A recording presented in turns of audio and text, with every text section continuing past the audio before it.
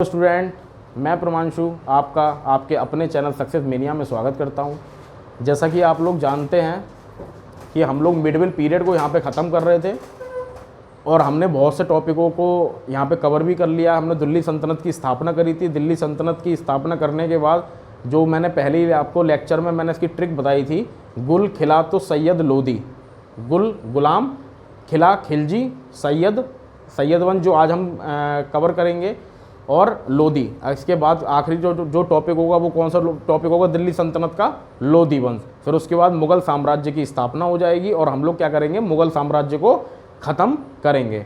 ठीक है। तो मैंने आपको इससे प्रीवियस लेक्चर में भी मैंने ये बोल दिया था कि जो सैयद वंश है वो ज़्यादा बड़ा नहीं है। तो ये जो टॉपिक है, ये पूरा वंश जो है, या पूरे जो जिस लोगों ने यहाँ पर राज किया, जो मतलब सैयद वंश में जो शासक आए, वो हमारा एक ही टॉपिक में कवर हो जाएगा। तो क्योंकि ज़्यादा लेक्चर बनाना वो कोई फ़ायदा नहीं है। जितना अगर हम लोगों ने मुझे लगा कि हाँ, हम लोग इस लेक्चर में एक ही टॉपिक पे या एक ही लेक्चर पे हम लोग सैयद वंश को ख़त्म कर सकते हैं, तो मैंने आपके लिए वही किया है और एक ही लेक्चर में हम ख़त्म करेंगे। ठीक है। तो आइए टॉपिक पे। जैसा कि आप जानते हैं, मेरा सबसे पहला जो सवाल होता है वो यही होता है कि सैयद वंश का जो कार्यकाल था वो कब से कब तक था। तो 1414 से लेकर या 1414 से लेकर 1441 तक जो इसका कार्यकाल रहा है, या 1441 नहीं है, यहां पे 51 होगा, 51 तक जो इसका कार्यकाल रहा है वो 1414 से लेकर 1451 तक। ठीक है। उसके बाद अब सबसे पहला जो आपसे क्वेश्चन पूछा जाएगा कि, और ज़्यादातर एग्जाम में यही क्वेश्चन आता है, अगर सैयद वंश से रिलेटेड आएगा तो यही क्वेश्चन आएगा। अगर इससे एक्स्ट्रा भी क्वेश्चन आएगा तब भी आपका नहीं छूटेगा इस लेक्चर के बाद। तो सबसे पहला जो क्वेश्चन है वो ये आता है कि सैयद वंश की स्थापना किसने की? सैयद वंश की स्थापना किसने की? तो सैयद वंश की जो स्थापना थी वो किसने की थी? खिरज खान ने। किसने की थी? खिरज खान ने। सबसे और एक और अच्छी और एक इंपॉर्टेंट बात भी है, ये है कि सैयद वंश दिल्ली सल्तनत में एक मात्र ऐसा वंश हुआ जिसने ये दावा करा कि उसका संबंध किससे था? पैगंबर मोहम्मद साहब के साथ संबंध था। मतलब दोबारा सुनिए, दिल्ली सल्तनत में सैयद वंश एकमात्र ऐसा वंश हुआ जिसने क्या दावा किया कि हमारा जो संबंध है वो किससे संबंध है? पैगंबर मोहम्मद साहब के साथ संबंध है। ठीक है। अब सबसे पहला हम लोग क्या पढ़ेंगे कि सैयद वंश की जो स्थापना थी वो किसने करी थी? वो खिरज खां के द्वारा हुई थी। और सैयद वंश में खिरज खां का जो कार्यकाल था वो कब से कब तक था? 1414 से लेकर 1421 तक। ठीक है, जो मैंने यहाँ पे लिख भी रखा है। ठीक है। अब ये जो खिरज खां था वो कौन था? अगर आप लोगों ने पहली बार आप हमारे चैनल से जुड़े हैं और आप पहली बार इस वाले लेक्चर को देख रहे हैं, तो मेरी आपसे रिक्वेस्ट यही रहेगी कि आप इससे प्रीवियस लेक्चर्स को आप पहले देख लें। क्योंकि अब जैसे यहीं पे ही आप देख लीजिए कि मैंने यहाँ पे ये लिखा है तैमूर का एक गुलाम। तो मैंने इससे प्रीवियस लेक्चर में आपको पढ़ाया था, किसकी मैंने वहाँ पे कौन से टॉपिक को ख़त्म करा था? फिरोज शाह तुगलक को मैंने ख़त्म करा था, या तुगलक वंश को मैंने ख़त्म करा था। तो तुगलक वंश में जो आखिरी शासक कौन हुआ था? आखिरी शासक जो हुआ था, उसके बाद जब पतन चालू हो गया था, नसरुद्दीन महमूद का आखिरी शासक हुआ था। तो उसकी हत्या किसने करी थी? उसकी हत्या तैमूर के द्वारा करी गई थी। और तैमूर कौन था? Timur ruler of Iran. ठीक है। तो खिरज खां कौन था? खिरज खां तैमूर लंग का ही एक गुलाम था। खिरज खां कौन था? तैमूर का एक गुलाम था। तो उसके और खिरज खां के द्वारा ही किसकी स्थापना करी गई? सैयद वंश की स्थापना करी गई। तो इसीलिए मैं आपसे रिक्वेस्ट करता हूं कि इससे पहले वाले लेक्चर को आप देख लें। तो खिरज खां कौन था? तैमूर का एक गुलाम था। अब यहां पे मैंने एक शब्द लिख रखा है, शाहरुख खान का सेनापति। ये वो वाला शाहरुख खान नहीं है, दूसरे वाला शाहरुख खान है। ठीक है। तो मैंने लिख रखा है शाहरुख खान का सेनापति।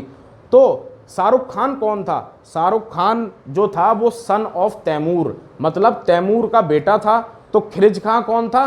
खिरिज खां इसके सेनापति था, मतलब जो खिरिज खां था वो तैमूर के बेटे जिसका नाम क्या था? शाहरुख खान, उसका सेनापति था। ठीक है, हम लोगों ने खिरिज खां के टॉपिक को कवर कर लिया। अब इसके बाद अगला शासक कौन बना? खिरिज खां के बाद अगला शासक कौन बना? खिरिज खां के बाद अगला शासक बना मुबारक शाह। खिरिज खां के बाद अगला शासक कौन बना? मुबारक शाह, जिसका पीरियड कब से कब तक रहा? 1421 से लेकर 1434 तक, 1421 से लेकर 1434 तक। ठीक है, इसका टाइम पीरियड रहा। अब इसके समय में एक बहुत ही अच्छे लेखक हुए जिसका नाम था अहमद सर हिंदी। क्या नाम था? अहमद सर हिंदी। मतलब मुबारक शाह के समय में एक बहुत ही प्रसिद्ध लेखक हुए जिसका नाम क्या था? अहमद सर हिंदी, जिनके द्वारा या जिसके द्वारा एक मशहूर किताब लिखी गई या मशहूर पुस्तक लिखी गई जिसका नाम क्या था? तारीख ए मुबारक शाह। तारीख ए मुबारक शाह। ये किसकी ऑटोबायोग्राफी थी? ये मुबारक शाह की ऑटोबायोग्राफी थी। तो आपसे कभी भी मैंने आपसे ये चीज़ बोली थी कि बहुत सी अगर आपसे क्वेश्चन पूछा जाएगा सैयद वंश से रिलेटेड तो सिर्फ यही क्वेश्चन पूछा जाता है ज़्यादातर कि सैयद वंश की स्थापना किसने करी। तो आपको ये भी चीज़ पता है किसके द्वारा सैयद वंश की स्थापना करी गई थी? खिरिज खां के द्वारा। और अगर उससे ज़्यादा भी अगर आपसे पूछे तो भी मैंने इतने पॉइंट आपके लिए लिख लिए हैं जिससे कि आपका कोई भी क्वेश्चन आपके नहीं मिस होगा। ठीक है, तो यहाँ पे हमने क्या पढ़ा? खिरिज खां के बाद कौन सा शासक आया? मुबारक शाह। मुबारक शाह का कार्यकाल कब से कब तक रहा? 1421 से लेकर 1434 तक। इसके समय में एक मशहूर लेखक हुए जिसका नाम था अहमद सर हिंदी। क्या नाम था? अहमद सर हिंदी, जिसके द्वारा एक मशहूर किताब लिखी गई जिसका नाम क्या था? तारीख ए मुबारक शाह। क्या नाम था? तारीख ए मुबारक शाह। तारीख ए मुबारक शाह जो पुस्तक थी वो क्या थी? वो ऑटोबायोग्राफी थी मुबारक शाह की। ठीक है, इसके बाद अगला शासक हुआ मोहम्मद शाह, जिसके बारे में हमें ज़्यादा नहीं पढ़ना है, कुछ ही नहीं पढ़ना है, बस आपको ये पता होना चाहिए कि मुबारक शाह के बाद गद्दी पे कौन बैठा था? मोहम्मद शाह, जिसका टाइम पीरियड कब से कब तक था? 1435 से लेकर 1445 तक। ठीक है, उसके बाद आखिरी जो शासक हुआ मतलब सैयद वंश का वो था अलाउद्दीन आलम शाह, जिसका टाइम पीरियड रहा 1445 से लेकर 1451 तक।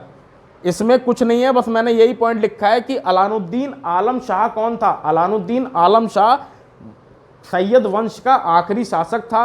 इसके बाद सैयद वंश खत्म हो गया, बहुत ही कम टाइम पीरियड में रहा है ये सैयद वंश। और उसके बाद हमें ज़्यादा कौन से किस पे फोकस करना है? लोधी वंश पे, जो हमारा लेक्चर होगा अगला।